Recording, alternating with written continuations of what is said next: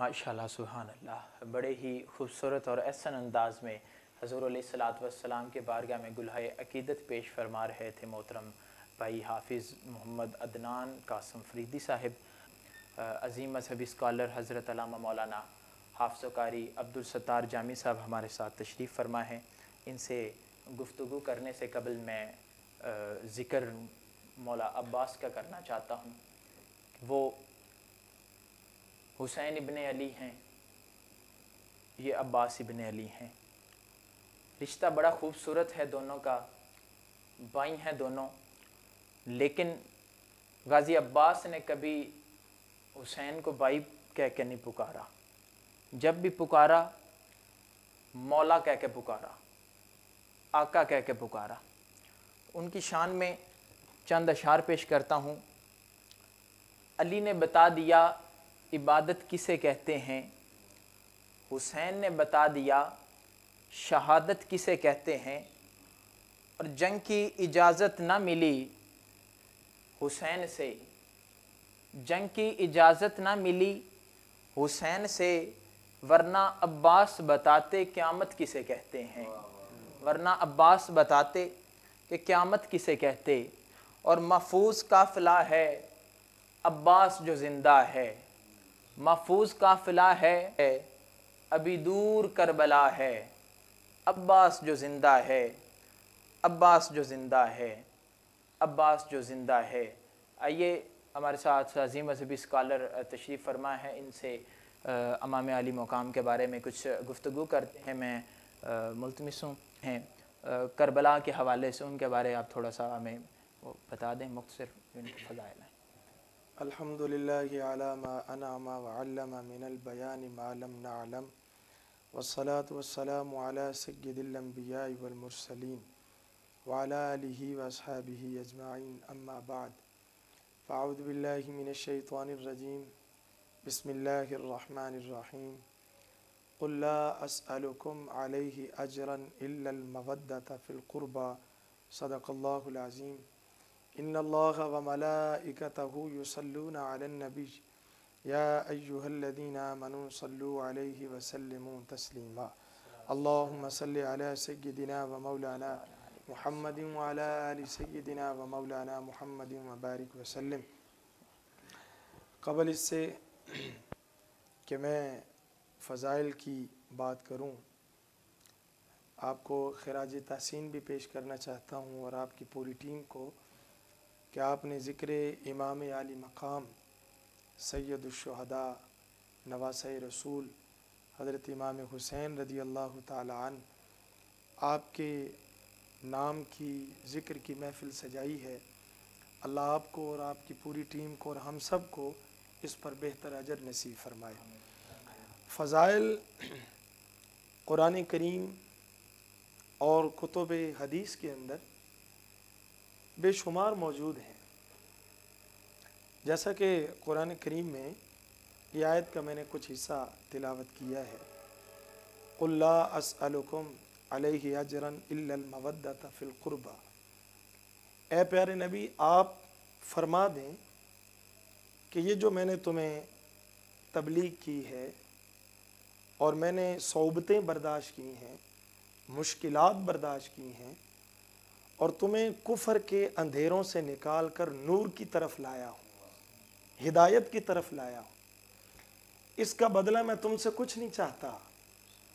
इसके बदले में मुझे तुमसे कोई दौलत नहीं चाहिए। आप तो इमामुल अंबिया है, बेशक, आपको तो इन चीज़ों की ज़रूरत नहीं है। लेकिन अल्लाह के हुक्म से फरमाया, अपनी तरफ से बात नहीं फरमाई, अल्लाह के हुक्म से फरमाया कि सिर्फ इन चीज़ों के बदले में, इन तकालीफ के बदले में, इस तबलीग के बदले में अल्लाह के हुक्म से सिर्फ एक बात की डिमांड करता हूँ, इल्लल मवद्दत फ़िल क़ुरबा, कि जो मेरे क़राबतदार हैं उनके साथ मोहब्बत करते रहना, उनके साथ प्यार करना। और यहाँ पर मैं एक बात आपको अर्ज़ कर दूँ, अगर आप कुरान करीम का मुताला करें, पहले अंबिया के बारे में हज़रत शुएब अलैहिस्सलाम का ज़िक्र पढ़ें, आप हज़रत नूह अलैहिस्सलाम का ज़िक्र पढ़ें, तो उन्होंने जो तबलीग की, और हज़रत नूह अलैहिस्सलाम ने तो एक लंबा अरसा तबलीग फरमाई। बेशक। لیکن جب بات ہوئی اس کے صلے کی تو کیا کہا؟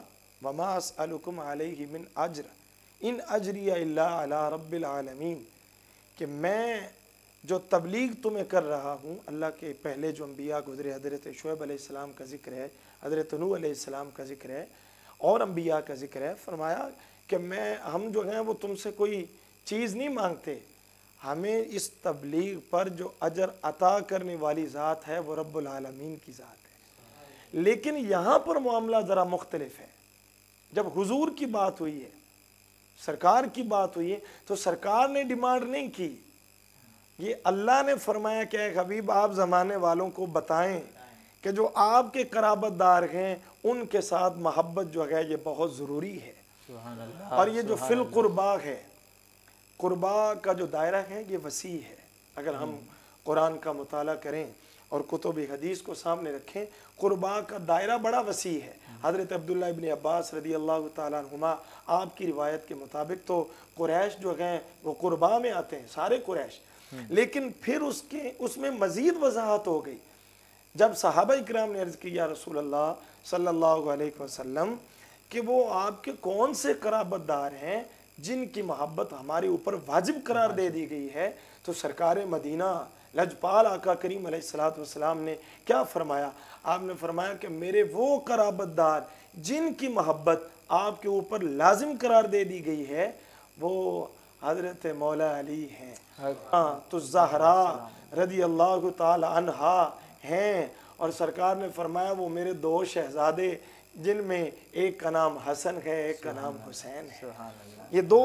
اور پھر آقا علیہ الصلوۃ والسلام نے جو آپ کی عظمت اور شانیں بیان فرمائی ہیں، حضرت اسامہ بن زید رضی اللہ تعالیٰ عنہ سے روایت ہے، آپ بیان کرتے ہیں کہ میں رات کے وقت حضور کی بارگاہ میں حاضر ہوا تو سرکار جو ہے وہ باہر تشریف لائے، تو میں نے دیکھا کہ سرکار کے پاس کچھ چیز ہے، اوپر چادر ہے، کچھ چیز ہے اندر، تو میں نے جو بات کرنی تھی یا جو کام مجھے حکم تھا یا جو میں نے کام کرنا تھا وہ کیا، تو میں نے عرض کی یا رسول اللہ یہ کیا چیز ہے جو چادر کے اندر ہے؟ تو حضرت اسامہ بن زید نے جب یہ سوال کیا تو سرکار نے چادر ہٹائی، اور حضرت اسامہ بن زید بیان کرتے ہیں میں نے دیکھا ایک طرف حضرت امام حسن ہیں اور دوسری طرف حسین پاک ہیں۔ اور پھر آقا کریم علیہ الصلوۃ والسلام نے کیا فرمایا؟ آقا علیہ الصلوۃ والسلام نے فرمایا کہ یہ دونوں میرے بیٹے ہیں، میری بیٹی کے بیٹے ہیں۔ سبحان اللہ۔ اور پھر یہاں پر بات ختم نہیں ہوتی، حدیث جہاں پر مکمل نہیں ہے، بلکہ دعا کی اے اللہ میں ان سے محبت کرتا ہوں تو بھی ان سے محبت فرما۔ سبحان اللہ۔ اور پھر یہاں پر بھی نہیں بلکہ اگلی بات بھی سرکار نے عرض کی کہ اللہ کریم جو ان سے محبت کرے تو ان سے بھی محبت فرما۔ سبحان اللہ۔ آقا علیہ الصلوۃ والسلام نے تو فضائل میں آپ کی احادیث قرآنی آیات جو آیت تطہیر ہے، اس کا اگرچہ سیاق و سباق جو ہے اہل بیت کا جو دائرہ کار ہے وہ بھی بڑا وسیع ہے، لیکن اس میں بھی آپ سرکار دو عالم علیہ الصلوۃ والسلام نے اپنی حدیث کے ذریعے ان ہستیوں کو خاص فرمایا۔ تو سرکار مدینہ علیہ الصلوۃ والسلام کی پھر یہ حدیث پاک الحسین منی وانا من الحسین، حسین مجھ سے اور میں حسین سے، اور یہ سرکار کی حدیث ان الحسن والحسین سیدا شباب اہل الجنہ، سرکار مدینہ علیہ الصلوۃ والسلام نے فیصلہ کر دیا قیامت تک کے لیے۔ آپ نے فرما دیا زمانے والوں کو یہ معلوم ہو جانا چاہیے کہ جنتی نوجوانوں کے سردار حسن ہیں اور حسین ہیں۔ سبحان اللہ۔ احباب عزیز وقار اور سامعین ناظرین، تو یہ اس میں ایک اور بات بھی میں فضائل کے باب میں یہ عرض کرنا چاہتا ہوں کہ جب بندہ سمندر میں یا پانی میں دریا میں ڈوبنے لگتا ہے تو مجھے بتائیں اسے کس چیز کی ضرورت ہوتی ہے؟ اسے کسی سہارے کی ضرورت ہوتی ہے تاکہ وہ بچ جائے۔ مصطفیٰ کریم علیہ السلام نے اپنی اہل بیت اور اپنی آل کی محبت کو اور ان کو حضرت نوح علیہ السلام کی کشتی قرار دیا ہے۔ سبحان اللہ۔ اور کس طرح قرار دیا ہے؟ جس طرح حضرت نوح علیہ السلام کی کشتی میں سوار ہونے والے ڈوبنے سے بچ گئے تھے، اسی طرح जो आले रसूल के दामन से वाबस्ता हो गया वो दुनिया के फितनों से, शैतान के शर से और हर तरह की गलाजतों से बच जाएगा। और फिर इसमें आका करीम सल्लल्लाहु अलैहि वसल्लम ने जो आपके फ़ज़ाइल और जो आपके मनाकिब और कुरान में जो आपके मनाकिब बयान किए गए, फ़ज़ाइल बयान किए गए, उनमें ये बात भी ज़हन नशीन रहनी चाहिए। सरकार ने फरमाया जिसने इनको नाराज़ किया, इनके साथ बुग़्ज़ रखा, उसने मुझ मुस्तफ़ा करीम के साथ बुग़्ज़ रखा, और जिसने इनके साथ मोहब्बत की है उसने मुझ मुस्तफ़ा से मोहब्बत की। सुभान अल्लाह, सुभान तो अल्लाह। मोहतरम ये फ़ज़ाइल का बाब तो यकीनन बड़ा वसी है। और सरकार ने जब खुतबा आखिरी खुतबा इरशाद फरमाया अपनी ऊँटनी पर सवार होके, तो सरकार ने वहाँ पर वजाहत फरमा दी थी। सरकार ने फरमाया कि सुनो, मैं अपने पीछे दो चीज़ें छोड़ के जा रहा हूँ, इनको ना छोड़ना, इनके दामन से वाबस्ता रहना। एक कुरान है और दूसरी मेरी अहले बैत, इनके साथ वाबस्ता रहना। ये कुरान अल्लाह की रस्सी है, बेशक। जिस तरह एक रस्सी होती तो उसके साथ अगर हम उसको पकड़ें और ऊपर चढ़ने की कोशिश करें तो मंजिल पर पहुंच जाते हैं। ये कुरान एक रस्सी है अल्लाह तक पहुंचने की। इसी तरह आले रसूल, अहले बैत अतहार, उनका एक अपना मकाम है। आका अलैहिस्सलातु वस्सलाम ने आप, और फिर एक और भी हदीस सुने, आपका ईमान ताज़ा होगा। और देखिए सरकार दो आलम अलैहिस्सलातु वस्सलाम ने फरमाया हज़रत इमाम हसन और हज़रत इमाम हुसैन के बारे में, फरमाया कि ये मेरे दो फूल हैं। सुभान अल्लाह। और आप जानते हैं फूल के अंदर जो खुशबू होती है, बेशक, फूल की जो खूबसूरती होती है, उसकी जो ब्यूटी होती है, वो अपनी ज़ाती नहीं होती। बेशक। उसकी जड़, वो जो पौधा होता है, उसकी जो असल होती है, उसमें जो तासीर होती है वो फूल में नजर आती है। बेशक। वो खुशबू नजर आती, वो जो है वो सूंघने को मिलती है। तो अगर ये दो फूल हैं तो देखना ये होगा कि इनकी असल क्या है। तो असल जब आप देखेंगे तो वो ज़ात मुस्तफ़ा नजर आएगा। और फिर वो जब आप ये देखेंगे जो कमालात और जो जमाल, जो कमाल जो हुजूर नबी करीम अलैहिस्सलाम की ज़ात में है, उन्हीं से ये फैज़ मिला है हज़रत इमाम हसन को भी और हज़रत इमाम हुसैन को भी। सुभान अल्लाह। तो ये आपका फ़ज़ाइल, आपके फ़ज़ाइल का जो बाब है, फ़ज़ाइल हर एक ने अपने अपने अंदाज में जो है वो बयान किए। हज़रत उमर रज़ी अल्लाह ताला अन्हु की वो बात कि जब आपने वो मिंबर की बात की थी तो आपने फरमाया था कि ये जो सर पर बाल लगे हैं ना, ये भी आपके नाना के सदके लगे। तो ये भी आपके जो है वो सदके से हैं, आपके नाना करीम के सदका से हैं। तो इसलिए ये जो फ़ज़ाइल की बात है, यकीनन जो है आप तो सफ़ीनतुन निजाह हैं, आले रसूल, यानी कि ऐसी वो कश्ती है और ऐसा वो उनका एक मकाम व मर्तबा है कि जो उनके साथ वाबस्ता हुआ फिर दुनिया भी बन गई है और आखिरत भी बन गई है। सुभान अल्लाह।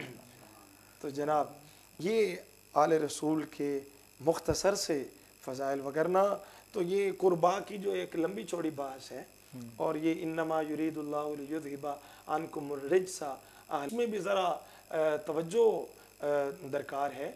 रिज्स का माना सिर्फ पलीदी नहीं है, एक ही माना नहीं है, रिज्स के कई मानी है। रिज्स का माना कुफर भी होता है, रिज्स का माना नापाकी भी होता है, और भी कई मानी है।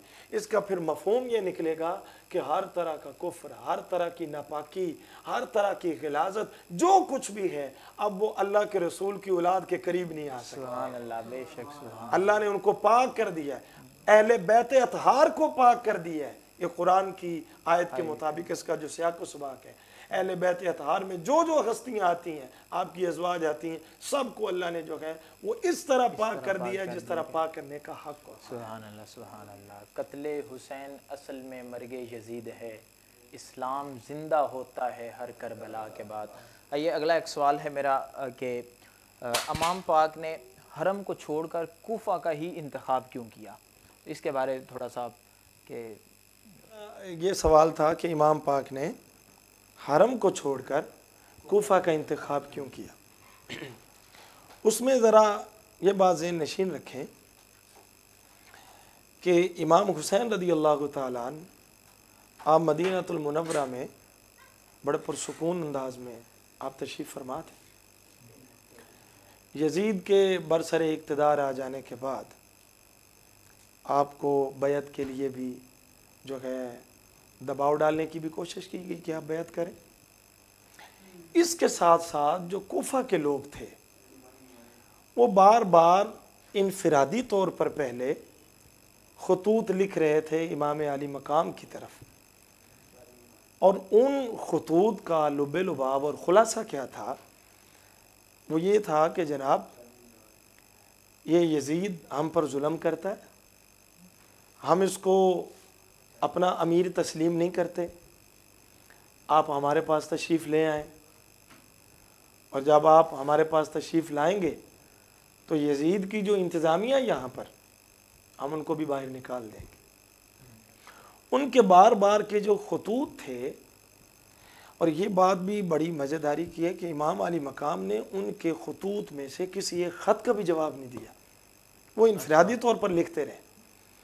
پھر ایک وقت ایسا آیا کہ جب انہوں نے اجتماعی طور پر ایک خط لکھا، اجتماعی طور پر خط لکھا، جو بڑے بڑے لوگ ہوں گے، ظاہر ہے جو سرکردہ لوگ ہوں گے ان کی طرف سے خط لکھا گیا، اور اس کا عنوان کیا تھا کہ یہ کوفہ والوں کی طرف سے، فلاں فلاں کی طرف سے، کہ اللہ کے رسول کے بیٹے کے نام یہ خط ہے۔ اور اس کا خلاصہ کیا تھا کہ یزید آپ کی آنکھوں کے سامنے ہمیں مار رہا ہے، اور آپ جو ہے وہ دیکھ رہے ہیں کہ یزید ہمارے ساتھ کیا سلوک کر رہا ہے، کیا طرز عمل ہے اس کا، تو اگر آپ نہیں آتے تو کل بروز قیامت ہم اللہ کی بارگاہ میں عرض کریں گے۔ مطلب اس خط کا خلاصہ یہ تھا، اور ان کا انداز یہ تھا۔ اس وقت حضرت امام علی مقام نے فوراً اس خط کا جواب دیا، اور وہ خط حضرت امام مسلم بن عقیل جو ہیں وہ لے کر کوفہ کی طرف روانہ ہوئے، اور آپ نے پہلے بھیجا کہ آپ یہ خط بھی لے جائیں اور حالات بھی معلوم کریں، اور آپ نے فرمایا کہ اگر تم بیعت کی بات کرتے ہو تو امام مسلم بن عقیل کو میں بھیج رہا ہوں تمہاری طرف۔ حضرت امام مسلم بن عقیل وہاں پر جو ہے وہ پہنچ گئے، وہ تو پھر اور معاملات ہیں۔ اس کے علاوہ ایک اور بھی بات ہے، جب آپ مدینہ المنورہ سے مکہ المکرمہ تشریف لے گئے تو وہاں پر بھی یہ بات ہوئی، اور روکنے کے لیے صحابہ اکرام کی، تابعین کی ایک کثیر تعداد تھی۔ حضرت عبداللہ بن عمر، حضرت عبداللہ بن زبیر، حضرت عبداللہ بن عباس، آپ کے برادر محترم محمد بن حنفیہ، اور کئی صحابہ اکرام، انہوں نے بار بار یہ عرض کی کہ حضور آپ کوفہ کا انتخاب نہ، سلوک اور رویہ کیسا رہا ہے؟ لیکن آپ نے فرمایا دو باتیں ہیں۔ آپ نے فرمایا ایک بات تو یہ ہے کہ مجھے خواب میں نانا کریم نے کام کرنے کا حکم دیا، میں نے وہ کرنا ہی ہے۔ سبحان اللہ۔ اچھا، عرض کی گئی کہ جناب وہ مہربانی کر کے ہمیں بھی وہ بتا دیں کہ وہ کیا ہے۔ آپ نے فرمایا کہ نہیں، وہ تمہیں بتا نہیں سکتا۔ اور دوسری بات کیا تھی؟ آپ نے فرمایا کریم آقا علیہ الصلوۃ والسلام کی جو حدیث پاک ہے کہ ایک مینڈا یا ایک بکری، یہ دونوں طرح کے الفاظ ملتے ہیں مختلف کتابوں کے اندر، کہ ایسا ہوگا جس کی وجہ سے حرم کا جو تقدس ہے وہ پامال ہو جائے گا۔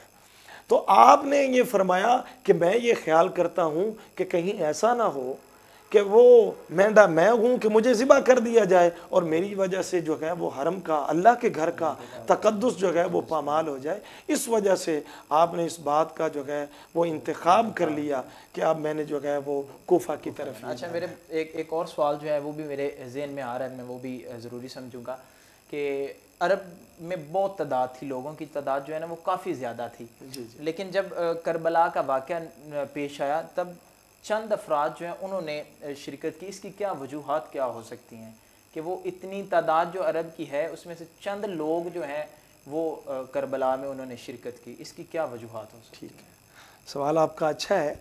بات یہ ہے اس سے پہلے ہمیں ایک سوال کا جواب تلاش کرنا پڑے گا، اور وہ سوال کیا ہے؟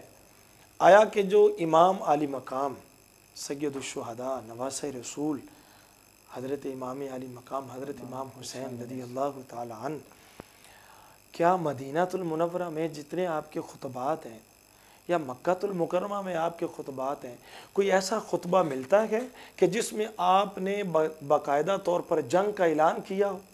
کہیں بھی نہیں ملے گا۔ آپ نے اعلان جنگ نہیں فرمایا اور لوگوں کو دعوت بھی نہیں دی کہ میں جنگ کرنے کے لیے جا رہا ہوں تو آپ میرے ساتھ آئیں۔ ایک بات یہ ہو گئی، جب یہ تاریخ میں آپ کو نہیں ملے گا، آپ نے اعلان جنگ نہیں فرمایا، آپ نے دعوت نہیں دی، تو یہ بات ہو ہی نہیں سکتی۔ اور دوسری بات یہ ہے کہ اگر صرف یہی بات ہو کہ جناب عرب میں اصل میں یہ معاملہ آتا ہے کہ صحابہ اکرام کی، تابعین کی اتنی تعداد تھی تو وہ 72 ہی افراد جو ہے وہ کربلا میں کیوں شہید ہوئے؟ باقی تو اتنے لوگ موجود تھے وہاں پر، تو ان کو بھی ساتھ جانا چاہیے تھا۔ یہ بات ہو تو ہمیں پھر یہ دیکھنا پڑے گا اہل بیت اطہار کی کئی مقدس شخصیات وہ بھی تو ساتھ نہیں گئیں۔ ان میں کون ہیں؟ ان میں حضرت عبداللہ بن جعفر، حضرت اون و محمد کے والد، وہ بھی مدینہ المنورہ میں۔ ان میں حضرت امام حسن، حضرت امام حسن کے بڑے بیٹے حضرت حسن مصنع، وہ بھی مدینہ میں ہیں۔ اور پھر حضرت حیدر کرار، مولا علی المرتضیٰ شیر خدا رضی اللہ تعالیٰ عنہ، ان کے بیٹے محمد بن حنفیہ، وہ بھی تو مدینہ میں ہیں۔ کئی اور شخصیات۔ اس سے یہ بات ثابت ہوتی ہے کہ اگر لڑائی کے لیے آپ جاتے تو پھر یہ شخصیات مدینہ میں نہ رکتی، وہ آپ کے ساتھ۔ اور پھر لڑائی کے لیے جاتے تو پھر بچے ساتھ نہیں ہونے تھے، مستورات ساتھ نہیں ہونی تھی۔ اور پھر یہ میں 72 کی آپ نے بات کی یا چند لوگوں کی بات کی، یہ میں ذرا وضاحت کرتا چلوں کہ اگر امام علی مقام لڑائی کے لیے جاتے، جنگ کے لیے جاتے، تو پھر مدینہ سے مکہ کا سفر نہیں کرنا تھا، پھر مدینہ سے سیدھا دمشق جانا تھا جہاں پر یزید بیٹھا ہوا تھا۔ آپ نے مدینہ المنورہ سے مکہ اور مکہ المکرمہ سے کوفہ، کیونکہ کوفہ والے دعوت دے رہے تھے بار بار۔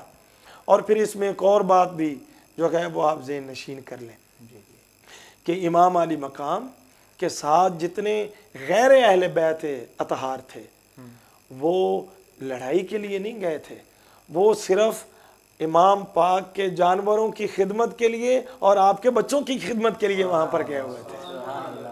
یہ بات ذہن نشین رہے۔ اگر لڑائی کی بات ہوتی تو پھر حضرت علی اصغر جیسی ہستیاں نہ ہوتی کربلا کے اندر، یہ بات نہیں ہے۔ لڑائی کی بات ہوتی تو عرب کے جری بہادر نوجوان آپ کے ساتھ ہوتے، تلواریں نیزے بھالے آپ کے ساتھ ہوتے، سوار آپ کے ساتھ ہوتے۔ لڑائی کی بات نہیں تھی وہ تو، جس طرح یہ وہ بات تھی کہ جس طرح مرید جو ہیں وہ اپنے پیر کو دعوت دیں کہ حضور ہمارے گھر تشریف لے کے آئیں۔ یہ تو کوفہ والوں کا پھر جو ہے وہ بعد کا ان کا کردار تھا جو انہوں نے اپنا بدل لیا یا زمانے کے سامنے انہوں نے پیش کیا۔ خطوط میں تو ان کی محبتیں نظر آ رہی تھی کہ جناب آپ ہمارے پاس تشریف لائیں گے، ہم آپ کی بیعت کریں گے اور آپ کی خدمت کریں گے، ہم آپ کی زیارت کریں گے، وہ ساری باتیں۔ تو اس وجہ سے یہ صحابہ اکرام یا تابعین جو ہیں ان کا، اور پھر یہ دیکھیں جب واقعہ کربلا ہوا، پہلے تو کسی مطلب مدینہ المنورہ میں نہ جنگ کی بات ہے نہ اعلان جنگ ہوا ہے، اور آپ تو گئے ہیں بطور مرشد اور وہ بلا رہے ہیں بطور مریدین بلا رہے ہیں، لیکن یہ تو بعد کا کردار ہے ان کا جو انہوں نے پیش کیا۔ پہلے تو یہی بات تھی۔ جب یہ ہو گیا تو پھر مدینہ والوں نے کیا آواز نہیں اٹھائی؟ پھر مدینہ والوں کے ساتھ ہوا کیا ہے؟ کیا ہزاروں کی تعداد میں، سینکڑوں ہزاروں کی تعداد میں صحابہ صحابیات کو یزید نے جو ہے وہ قتل نہیں کروایا؟ یہ سارا کچھ ہوا ہے۔ یہ کہنا کہ وہ معاذ اللہ جان بوجھ کر نہیں گئے، اس بات میں کوئی قطعی طور پر حقیقت نہیں ہے، کیونکہ کوئی ایسی بات ملتی ہی نہیں ہے کہ جس میں یہ واضح ہو یا مطلب یہ کوئی اشارہ بھی ہو کہ جناب ان کو بلایا گیا تھا لیکن وہ نہیں گئے تھے، ایسا کوئی معاملہ نہیں ہے۔ اچھا، اگلا میرا ایک سوال ہے آپ سے کہ امام پاک کے جو مصاحب ہیں، مصائب کے بارے میں آپ کچھ تھوڑا سا ہمیں وہ بھی بتا دیں۔ اور سیکنڈ میں ایک اور بات اس میں ایڈ کرتا چاہ رہا ہوں کہ آپ نے بیعت سے انکار کیوں کیا، اس کی یہ بھی آپ اس میں تھوڑا سا وضاحت میں جواب دینا چاہتا ہوں۔ بیعت سے انکار، سب سے پہلے ہمیں یہ جاننا ہوگا کہ یہ بیعت ہوتی کیا ہے۔ یہ لغت میں یا اصطلاح میں تو میں زیادہ لمبا چوڑا نہیں جاؤں گا، لمبی بحث نہیں کروں گا، لیکن میں آپ کو ویسے ایک عام طور پر عرف عام میں بتا دوں، بیعت یہ ہے اپنے آپ کو دوسرے کے حوالے کر دینا، دوسرے کی اطاعت، اپنے آپ کو دوسرے کے ہاتھوں فروخت کر دینا۔ یہ ہاتھوں میں ہاتھ کا صرف مطلب یہ نہیں ہوتا کہ یہ ظاہری طور پر جو ہے وہ ہاتھ دے دیے تو جناب یہ بیعت ہو گئی ہے، یہ بات نہیں ہے۔ اپنا آپ دوسرے کے حوالے کر دینا یعنی دوسرے کی اطاعت قبول کر لینا۔ آپ نے بیعت سے انکار، آپ مجھے خود یہ بتائیں، خود یہ فیصلہ کریں، بیعت سے انکار بنتا ہے یا نہیں بنتا؟ ایک طرف تو وہ ہے جو شراب اور فاسق و فاجر، شراب پینے کا عادی، گانے ناچ گانے کا عادی، اور دوسری طرف وہ ہیں جو پلے ہی گود مصطفیٰ کریم میں ہیں، حضور کی گود میں جن کی پرورش ہوئی ہے، اور ان کی والدہ کون ہے؟ سیدۃ النساء العالمین، اور ان کے والد کون ہیں؟ حیدر کرار، مولائے مشکل کشا حضرت علی المرتضیٰ رضی اللہ تعالیٰ عنہ۔ تو ایک طرف تو وہ ناپاکی کا مجسمہ نظر آتا ہے، اور دوسری طرف وہ آیت کا مصداق انما یرید اللہ لیذھب عنکم الرجس اہل البیت ویطہرکم تطہیرا، وہ مصداق میں شخصیت نظر آتی ہے جو پاکیزگی کا مجسمہ ہے، ہر طرف پاکیزگی ہی پاکیزگی، اور پھر وہ ہاتھ، وہ جسم اطہر جو ہمیشہ مصطفیٰ کریم کے ہاتھوں میں رہے ہوں اور مصطفیٰ کریم کے ساتھ رہے ہوں، اور جنہوں نے مصطفیٰ کریم کے کندھوں پر سواری کی ہو، پھر یہ کیسے سوال ہو سکتا ہے کہ اس پلید کی جو ہے وہ بیعت کر لیں جس کا کردار ہی بالکل منفی اور گھٹیا ہے۔ اور پھر امام عالی مقام سے جب مدینہ المنورہ کے گورنر نے یہ ڈیمانڈ کی تھی کہ آپ جو ہے وہ یزید کی بیعت کریں، میں اس کا خلاصہ ایک جملے میں عرض کرنا چاہتا ہوں۔ آپ نے فرمایا کہ مجھ جیسا اس جیسے کی بیعت نہیں کر سکتا۔ کہاں وہ اور کہاں میرے امام، کہ کس طرح مطلب اس کی جو ہے وہ بیعت، اس میں کافی ساری چیزیں ہیں، فاسق و فاجر ہونا، اس کا شرابی ہونا، اور اس کا ناچ گانے کا عادی ہونا، بے نمازی ہونا، یہ ساری چیزیں اس کے اندر ہیں۔ اور بیعت اور اطاعت جو ہوتی ہے وہ ان چیزوں میں نہیں ہوتی ہے۔ ایسے بندے کی جو ہے وہ بیعت جو ہے، بیعت میں عقائد کی اصلاح ضروری ہے، بیعت میں اعمال کا درست ہونا ضروری ہے۔ اچھا، اور دوسری جو آپ نے مصائب کی بات کی ہے، آپ سے میں مصائب کے بعد میں صرف اتنا عرض کرنا چاہوں گا، چونکہ یہ ٹاپک مصائب کا ایسا ہے آپ کے اور میرے بس کی بات نہیں ہے۔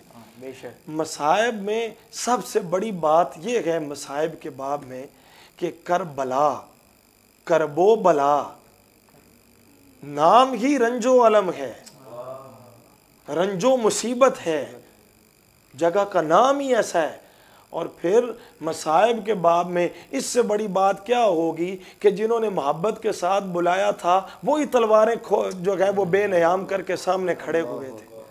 اس سے بڑی مصائب کے باب میں بات کیا ہو سکتی ہے؟ اور پھر مصائب کے باب میں آپ دیکھیں کہ 6 ماہ کے بچے کا قصور کیا ہے، اس نے تو پانی بھی نہیں مانگا، اور وہ پانی مانگنے پر قادر بھی نہیں ہے، اور پھر وہ مانگتے بھی کیسے؟ وہ نسل کتنی کریم ہے، اور وہ نسل کہاں سے وہ چلی ہے؟ ان کی نسل تو وہ ہے کہ حضرت اسماعیل علیہ السلام ایڑی جو ہے وہ رگڑ دیں تو جو ہے چشمے جاری ہو جاتے ہیں، اگر وہ پانی کو حکم کرتے اور ایڑیاں جو ہے وہ اس طرح سے رگڑی جاتی تو وہاں پر دریا کے دریا بہہ جاتے۔ سبحان اللہ۔ وہ تو سوال ہی نہیں تھا ان چیزوں کا، یہ تو پانی کا سوال ہی بنا کے لوگوں نے پیش کر دیا کہ امام علی مقام جو ہے وہ پانی کے سوال، اگر کوئی ایسی بات ہے تو اتمام حجت کے لیے ہو سکتی، وگرنہ تو وہ نسل ہے کہ جہاں